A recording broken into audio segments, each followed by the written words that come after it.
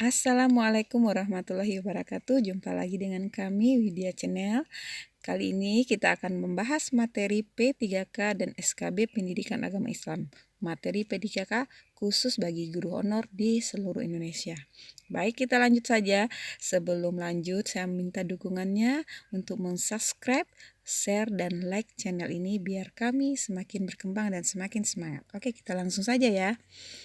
Soal yang pertama, yang bukan rukun jual beli adalah A. Objek, B. Pelaku, C. Keuntungan, D. Akad, E. Penjual. Oke, saya skip 3 detik.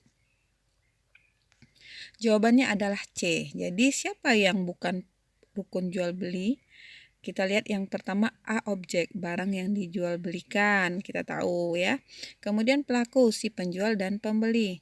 Kemudian yang keuntungan, ya ini tidak termasuk pada rukun jual beli. Ketiga, akad, perjanjian penjual dan pembeli setelah kesepakatan harga. Kemudian E, penjual termasuk dalam pelaku. Oke. Lanjut soal nomor 2. Transaksi yang dilarang dalam Islam kecuali A. Muhakalah, B. Mukodarah, C. Mulamasah, D. Musabanah, E. Sirkah. Skip 3 detik. Jawabannya adalah sirkah ya.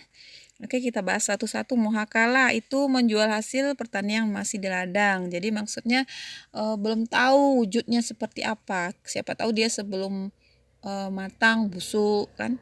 Jadi ini bisa merugikan pihak pembeli. Kemudian yang B, mukhadarah, menjual buah-buahan yang belum masak atau matang. Ini tidak boleh dalam Islam ya. Kemudian mula masa, menyentuh sesuatu dengan tangan maka wajib dibeli. Nah, ini tidak boleh sama sekali. Jadi ini ada tekanan ketika kita menyentuh apa yang kita lihat. Nah, itu wajib dibeli. Ini tidak boleh ya. Muzabana, mencampur yang bagus dengan yang tidak bagus. Nah, ini sering kita temui saat sekarang ini. Dia campur yang bagus dengan yang tidak bagusnya. Nauzubillah ya. Kemudian sirka, bentuk kerjasama yang dibolehkan dalam Islam. Nanti kita akan bahas. Jadi sirka itu banyak macam-macamnya. Nanti kita akan bahas. Oke, kita lanjut nomor 3. Hak pilih yang dilakukan pembeli dan penjual untuk melanjutkan atau membatalkan dan melakukan jual beli adalah A. Khiyar, B. Mudarabah, C. Murabaha, D. Mulamasa, E. Ikrar. Skip. Jawabannya adalah A. Jadi khiyar itu melanjutkan atau membatalkan. Jadi pembeli dan pembeli itu berhak memiliki pilihan mau melanjutkan atau membatalkan. Jadi nanti khiyar ini ada tiga ya. Ada khiyar majlis, ada khiyar syarat, ada satu lagi. Jadi itu nanti kita akan bahas. Kemudian yang B, mudarabah, bentuk kerjasama antara pemilik modal dan pengelola dengan suatu perjanjian di awal. Ini boleh dalam Islam juga. Murabaha, perjanjian antara pihak bank dan nasabah. Kemudian mulamasa ini yang tidak boleh tadi. Kemudian ikrar adalah sumpah. Jadi jawaban yang benar adalah A ya. Kemudian nomor 4. Dua pihak atau lebih yang masing-masing memberi kontribusi kerja dan modal adalah A. Syirka abdan, B. Syirka inan, C. Syirka wujuh, D. Syirka mufawada, E. Semua salah. Maka jawabannya adalah B. Kita akan bahas satu-satu. Syirka abdan itu adalah kerjasama antara dua belah pihak yang masing-masing hanya memberikan kontribusi kerja ya. Contohnya dua orang yang akan bekerja contohnya sebagai nelayan. Nah, itu kan sama-sama sama-sama menggunakan tenaga dan pikiran bagaimana bisa menangkap ikan dengan banyak tanpa kontribusi modal. Kemudian syirka inan, kerjasama antara dua belah pihak atau lebih masing-masing memberi kontribusi kerja dan modal ya. Nah, ini seperti dua orang yang sama-sama bekerja, sama-sama memberikan modal. Contohnya nih, ada dua orang, dia ingin membuka sebuah usaha.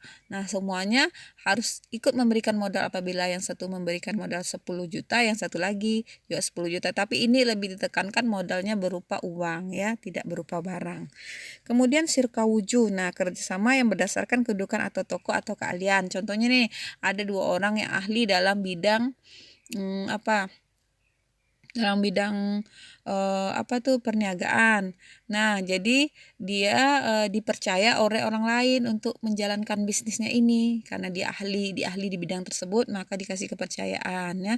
Apabila dia mendapat keuntungan, dia bagi bersama dan modalnya dibalikin lagi kepada yang memberikan modal gitu ya. Kemudian sirka mufada ini gabungan dari semua sirka ya. Jadi ada termasuk abdan, inan, wujuh gitu ya. Kemudian semua salah, ini sudah pasti jawabannya juga salah. Jadi yang benar adalah B. Kita lanjut soal nomor 5. Dalam pegadaian, orang yang mengadaikan disebut juga A. Murtahin, B. Marhun, C. Ijab kabul, D. Rahin, E. Gadai. Oke, jawabannya kira-kira mana ya? Jawabannya adalah D. Rahin, orang yang menggadaikan. Jadi dalam pegadaian itu ada istilahnya. Yang pertama murtahin, itu orang yang menerima gadai. Siapa yang pernah menggadaikan, jadi orang yang menerima gadai itu namanya adalah murtahin. Kemudian marhun adalah barang yang digadaikan. Contohnya kita gadain motor, maka motor kita itu namanya adalah marhun. Ijab kabul yaitu ucapan akad ya. Kemudian rahin, orang yang menggadaikan. Gadai yaitu memperoleh sesuatu dengan adanya jaminan. Oke, kita lanjut nomor 5. Surat Al-Qur'an yang menjelaskan tentang nikah kecuali, berarti di sini yang tidak menjelaskan tentang nikah. Yang A, surat Ar-Rum 21, surat Al-Ra'd 38, surat An-Nisa 3, An-Nur 32, dan surat Al-Baqarah 32. Kira-kira jawabannya yang mana ya? Jawabannya adalah E, yaitu jadi yang tidak menjelaskan tentang pernikahan adalah yang E ya. Jadi surat Al-Baqarah 32 itu menjelaskan tentang mereka menjawab Maha Suci Engkau, tidak ada yang kami ketahui selain apa yang telah Engkau ajarkan kepada kami. Sungguh Engkau yang mengetahui dan Maha Bijaksana ya. Kalau surat Ar-Rum 21 itu menjelaskan di antara tanda-tanda kebesaran Allah, kebesarannya ialah Dia menciptakan pasang-pasangan. Nah, ini sudah jelas menjelaskan tentang pernikahan. Ar-Ra'd 38 itu sungguh kami telah mengutus beberapa rasul sebelum engkau dan kami berikan kepada mereka istri-istri dan keturunan. Nah, ini jelas tentang pernikahan. An-Nisa 3.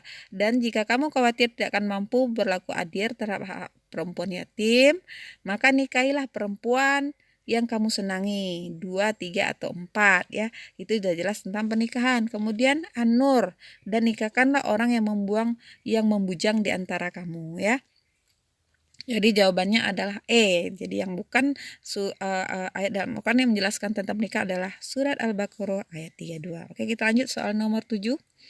Seseorang yang sudah dewasa berkeinginan menikah yang takut terjerumus dalam dosa besar, maka hukumnya A. Sunnah, B. Wajib, C. Makruh, D. Haram, E. Mubah. Kira-kira jawabannya yang mana? Jawabannya adalah B, yaitu wajib ya. Jadi seseorang sudah mempunyai keinginan yang besar dan dia takut sekali terjerumus dalam perbuatan dosa, maka hukum nikah bagi beliau adalah wajib ya. Kapan hukum nikah disunahkan bagi beliau? Jika seseorang sudah mampu dan siap membangun rumah tangga, tapi dia dapat menahan diri dari segala perbuatan yang menjerumuskannya pada zina. Nah, ini masih sunnah. Tapi alangkah baiknya juga kita tetap menikah ya, melaksanakan sunnah ya. Kemudian makruh. Hal ini terjadi jika seorang memang tidak menginginkan untuk menikah karena faktor penyakit ataupun wataknya. Dia juga tidak memiliki kemampuan untuk menafkahi istri dan keluarganya. Sehingga jika dipaksakan menikah, dikhawatirkan orang tersebut tidak bisa memenuhi hak dan kewajibannya dalam rumah tangga. Jadi dia mungkin sudah berkeinginan, tetapi mungkin ada suatu hal atau mungkin ada penyakit dan dia mungkin belum mampu menafkahi, ini boleh dikatakan makruh ya. Kemudian haram, ini apa kalau haram? Hukumnya apabila niat untuk melantarkan, untuk mensengsarakan pasangan atau dengan tujuan yang buruk lainnya. Ini hukumnya haram ya. Tidak boleh sama sekali. Mungkin jarang kita temukan hal-hal seperti ini. Kemudian mubah. Dikatakan mubah jika ia menikah hanya untuk memenuhi syahwatnya saja dan bukan bertujuan untuk membina rumah tangga sesuai syariat, tapi dia juga tidak dikhawatirkan antal menelantarkan istrinya. Ini mubah ya. Jadi apapun itu alangkah baiknya kalau sudah siap atau sudah sanggup langsung saja untuk menikah ya. Kemudian kita lanjut soal nomor 8. yang bukan termasuk mahram mu'abbad adalah kecuali. Oke. A. Ibu. B. Anak. C. Menantu. D. Wanita yang bersuami. E. Mantan istri. Siapa yang tidak termasuk mahram mu'abbad di sini? Oke. Jawabannya adalah E.